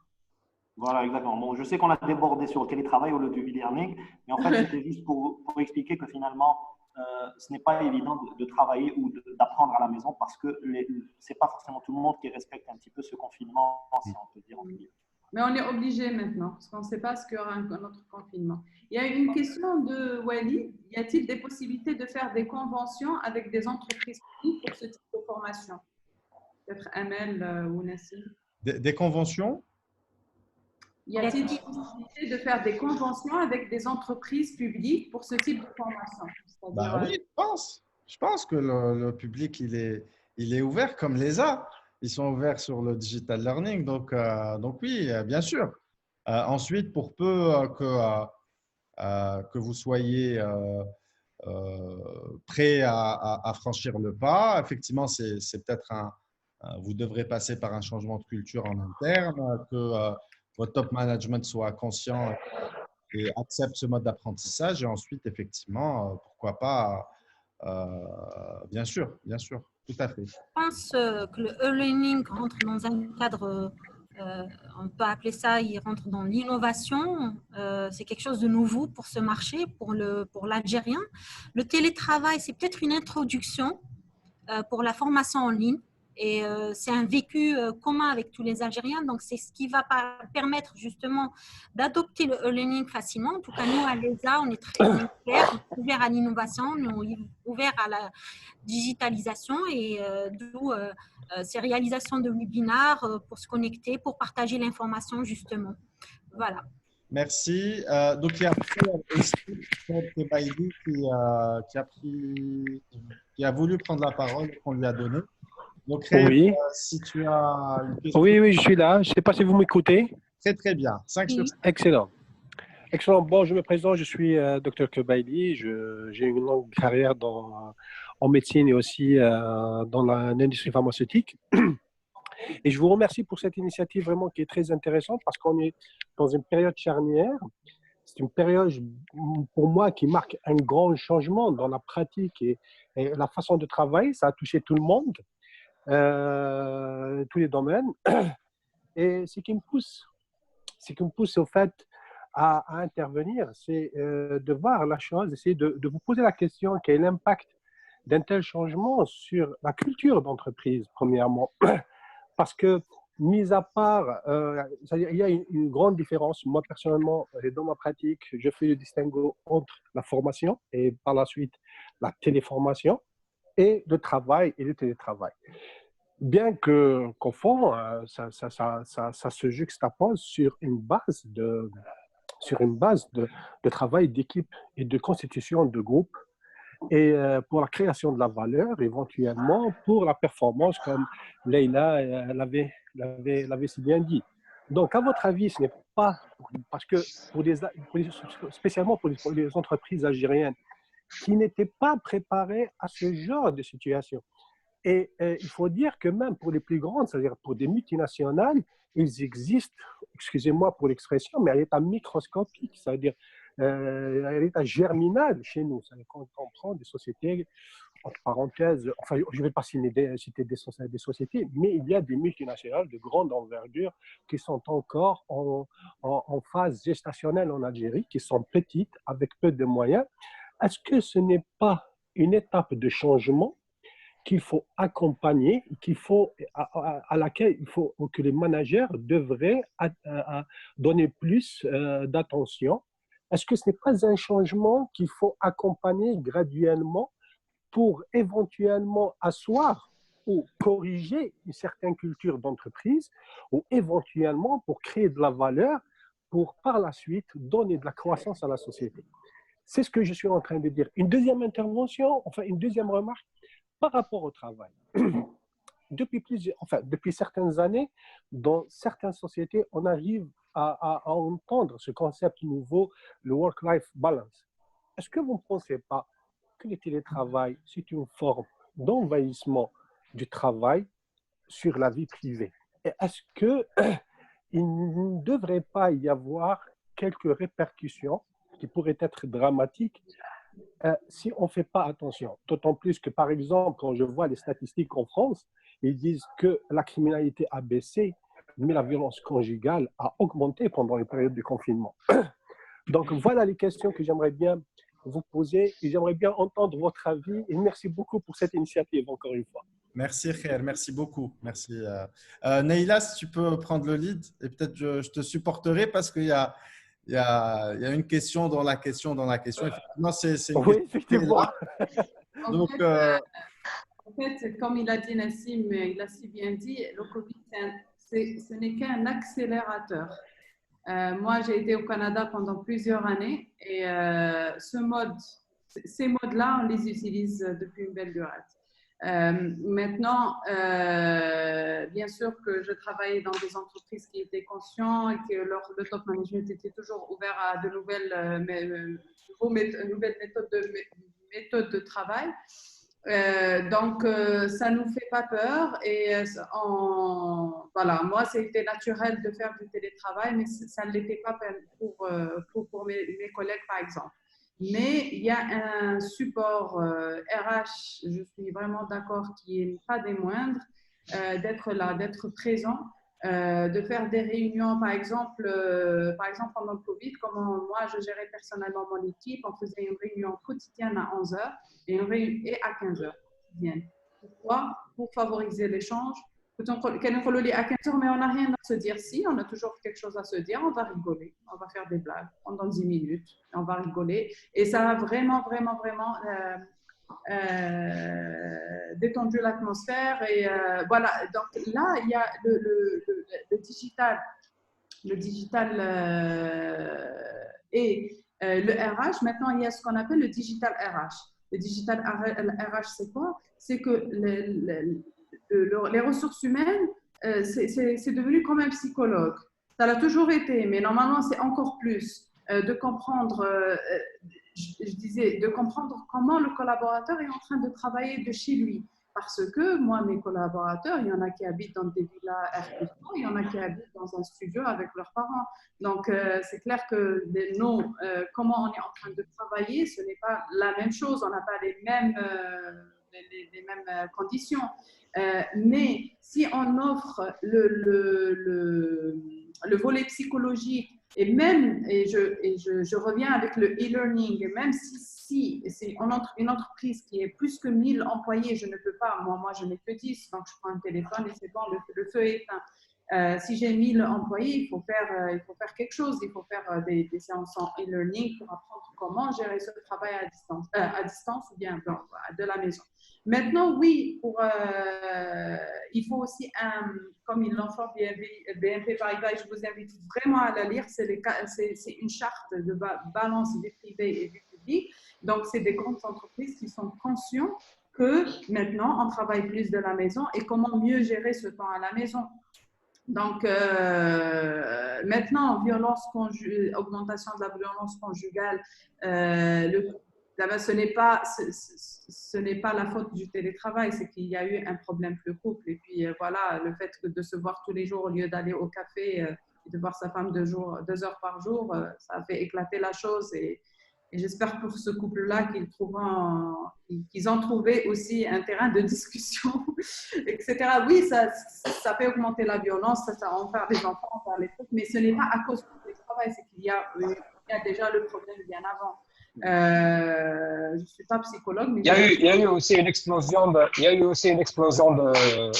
nombre de bébés. Donc, il y a eu cette question de santé, il y a eu cette fait l'amour. Voilà, mais je n'ai pas le télétravail non plus.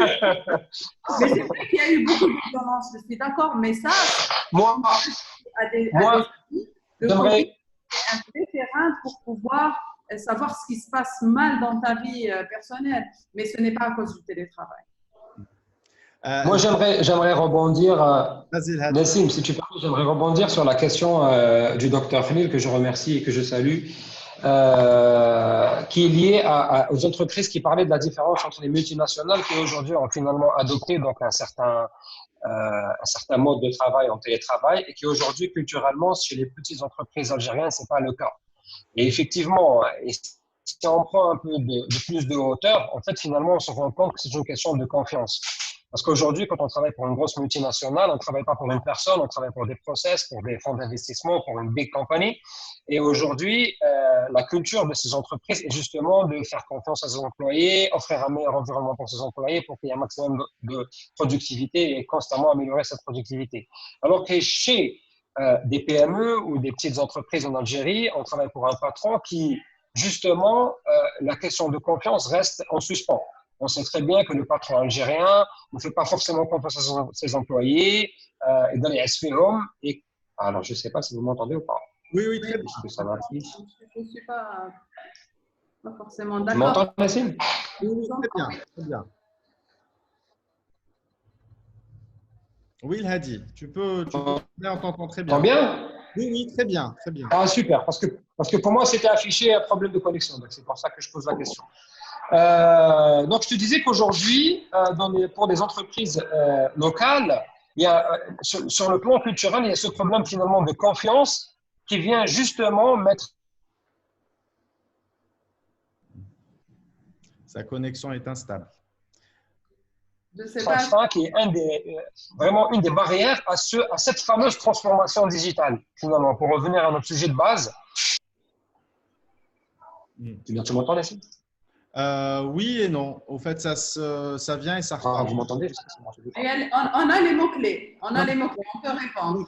François, ça repart et ça revient. Ouais.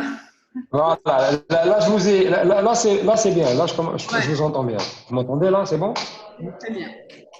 Donc voilà, c'est cette façon de confiance. Donc juste pour moi, c'est un problème de confiance en fait, qui est en train justement qui constitue une barrière à justement ce développement du télétravail au sein des entreprises algériennes. Donc ce changement culturel doit se faire à travers déjà cette barrière-là qui est de confiance, qui aujourd'hui malheureusement n'est pas. Vous savez, très souvent, encore. l'entreprise doit se transformer, sinon elle meurt. Donc, ça, il n'y a pas de place pour des entreprises qui ont un top management hyper résistant. Il n'y a pas de place pour eux. Ce n'est qu'une question de temps. Pour qu'un concurrent va prendre de la place et cette entreprise va mourir un jour ou l'autre. C'est pas pour autant que regardez Google, YouTube, Facebook, etc. En peu de temps, ils ont réalisé des chiffres extraordinaires ils ont en plus modernisé les méthodes de travail, l'aménagement de leurs bureaux, etc. Là où je suis pas d'accord avec vous, que c'est l'Algérien où toujours on revient vers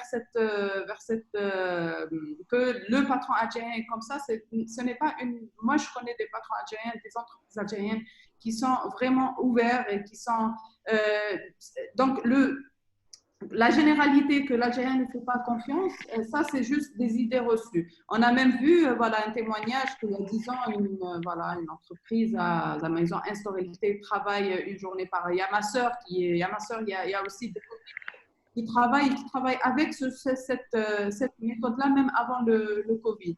Donc moi, je vous encourage peut-être à voir le verre à moitié, plus à moitié plein. Et pour les entreprises qui ne suivent pas, je vois ce que vous voulez dire par rapport à… Et ça, ce n'est pas propre à l'Algérie parce que je vais vous faire rire. Quand j'étais au Canada, les Canadiens, moi-même ou peu importe, ceux qui sont… Parce que quand on est au Canada, on est Canadien. Okay? Donc, les Canadiens, en général, détestent travailler chez les entreprises françaises et ils ne travaillent pas chez les entreprises françaises à cause de ça. Est-ce que maintenant, c'est une généralité qu'il y a vraiment une hiérarchie il y a énormément de bureaucratie, etc. Nous, on voit la France comme étant un tremplin. Les Français voient le Canada comme étant un tremplin. Donc, ce n'est pas propre à un pays. C'est juste une culture d'entreprise. Voilà. Merci. Oui, effectivement, la confiance n'est pas chez tout le monde, on est d'accord. Mais aujourd'hui, ça dépend du contexte. Moi, je vous parle par exemple d'une entreprise, quand c'est un Algérien, algérien, donc c'est une entreprise qui a 300 collaborateurs sur le terrain. C'est clair que la question de confiance n'est pas la même quand on a 5 collaborateurs dans sa petite entreprise. Donc la notion de confiance peut être variable par rapport à un contexte. Si on prend de grandes entreprises pour ne pas nommer l'entreprise la plus grande en Algérie, on commence par la lettre S. Déjà, au sein de cette entreprise, il y a énormément de départements. Vous allez trouver un département qui est hyper, entre guillemets, modernisé, avec une confiance aveugle avec que le chef d'équipe ou le chef de département octroie à ses collaborateurs. Et en face du couloir, vous avez carrément une culture inverse. Donc, réellement, c'est l'humain. Super. L'Hadi, ce que je peux te proposer, c'est d'élargir et d'approfondir la discussion en dehors du webinaire parce qu'on doit clôturer le webinaire. On va peut-être juste redonner la parole à M. Khair Kebaili qui a demandé de prendre la parole. Nassim, après, il y a juste de Mustafa Khalil. Je ne sais pas s'il est toujours Ok. là, mais la question est intéressante. Ok. En toute façon, merci beaucoup Nassim pour me donner la parole. En fait, c'est exactement, enfin, c'est les problèmes que nous avons rencontrés, tel que l'avait dit Abdelhadi. C'est vraiment le problème que nous avons touché sur le terrain depuis le début de cette crise pandémique mondiale. C'est que ça a perturbé la culture dans certaines entreprises, la formation du groupe, c'est-à-dire, enfin, je parle moi en termes de management, c'est-à-dire forming, storming, norming and performing. On est dans ce problème-là où on a buté avec une certaine culture d'entreprise. Comment former les groupes à distance, comment arriver à faire travailler les équipes en distance, comment arriver à travailler sur les points de force à l'intérieur d'un groupe. Parce que, comme vous le savez, le groupe est déjà formé. Il y a eu des formations, il y a de l'histoire, il y a des alliances qui ont été faites. Et pour accompagner un groupe dans le changement, on avait l'habitude de travailler avec le présentiel, avec le corps à corps, et de temps en temps, ça veut dire du bras au bras. Là, en situation de digital, ça a changé certains dogmes.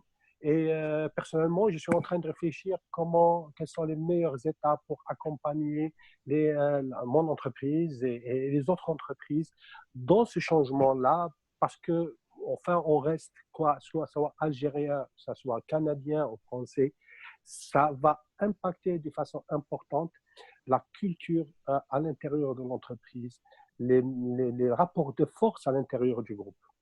Voilà, merci beaucoup Nassim pour Merci. cette initiative. Merci beaucoup. Peut-être qu'on va prendre une dernière question de Mustapha. Et je vous rassure, pour le reste des personnes qui ont posé des questions, on va vous revenir par mail avec notre réponse. Comme ça, personne ne sera lésé.